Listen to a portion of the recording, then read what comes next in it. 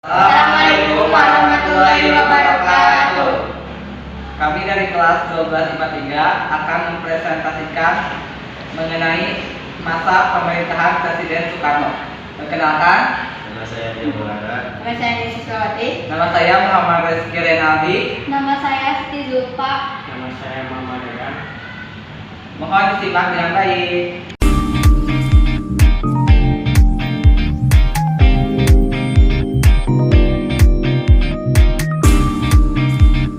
Sistem politik pemerintahan Soekarno. Kehidupan sosial politik Indonesia pada masa demokrasi liberal 1950 sampai 1959 belum pernah mencapai kestabilan secara normal.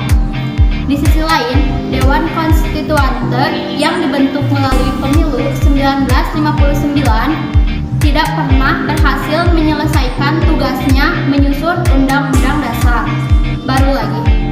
Padahal Presiden Soekarno menaruh harapan pada pemilu 1959 karena bisa dijadikan sarana untuk membangun demokrasi yang lebih baik. Presiden Soekarno juga menekankan bahwa demokrasi liberal merupakan demokrasi impor yang tidak sesuai dengan jiwa dan semangat bangsa Indonesia. Oleh karena itu, Soekarno menggantinya dengan demokrasi terpimpin. Demokrasi terpimpin merupakan suatu sistem pemerintahan yang memuat suatu gagasan pembaharuan kehidupan sosial dan ekonomi. Gagasan ini dikenal sebagai konsepsi Presiden 1957. Pokok-pokok pemikiran dalam konsep yaitu: pertama, dalam pembaharuan struktur politik mencerminkan aspirasi masyarakat secara seimbang. Kedua, pembentukan kabinet gotong royong berdasarkan imbangan kekuatan masyarakat yang terdiri atas wakil, partai politik, dan golongan politik. Upaya menuju demokrasi terpimpin dirintis oleh Soekarno sebelum dikeluarkannya Dekret Presiden 5 Juli 1959 melalui langkah berikut. Yang pertama, pembentukan Dewan Nasional 6 Mei 1957. Melalui panitia ini dibahas mengenai usulan kembali ke Undang-Undang Dasar 1945 yang diusulkan oleh Letnan Jenderal Nasution. Namun usulannya kurang didukung oleh wakil-wakil Partai Dewan Nasional yang cenderung mempertahankan UUD 1950. Atas desakan Nasution, akhirnya Presiden Soekarno menyetujui untuk kembali ke Undang-Undang Dasar 1945. Yang kedua, mengeluarkan keputusan kembali ke Undang-Undang Dasar 1945. Keputusan ini disampaikan Soekarno di hadapan anggota DPR pada 2 Maret 1959.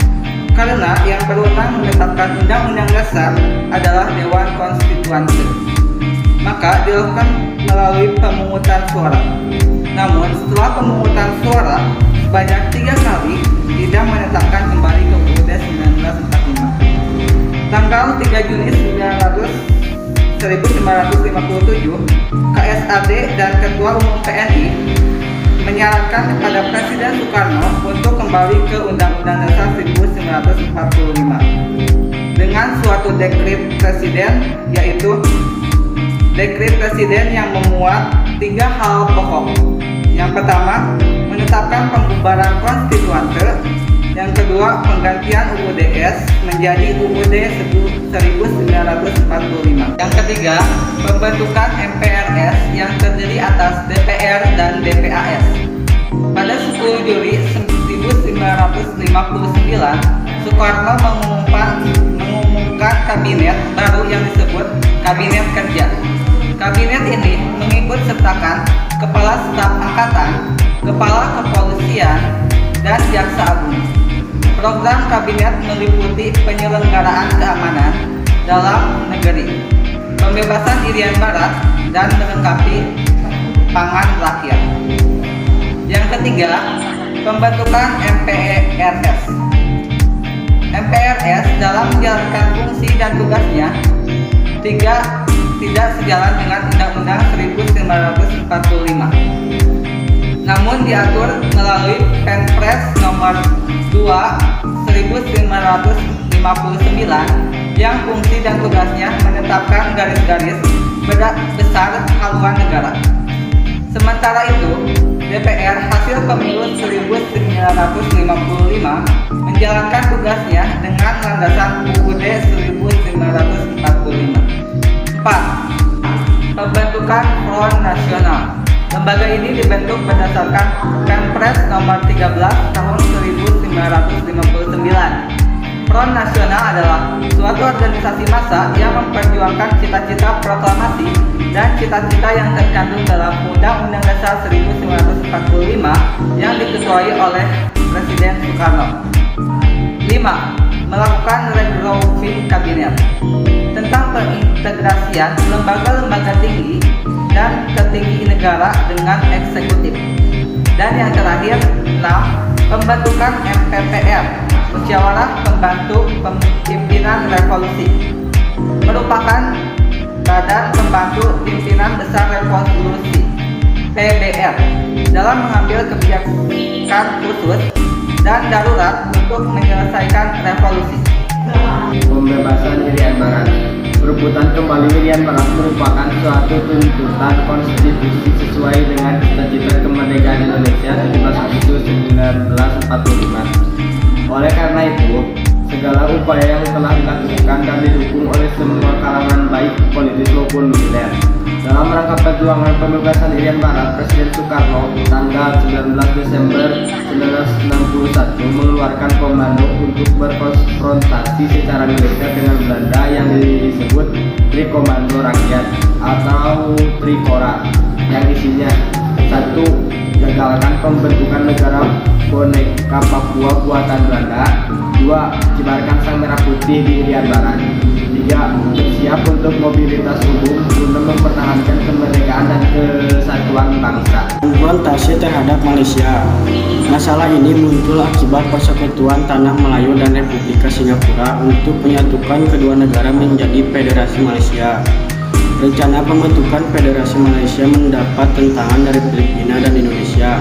Filipina menentang karena memiliki keinginan atas wilayah Sabah secara historis adalah milik Sultan Sulu, sedangkan Indonesia menentang karena sebagian dari rencana Inggris untuk mengamankan kekuasaannya di Asia Tenggara.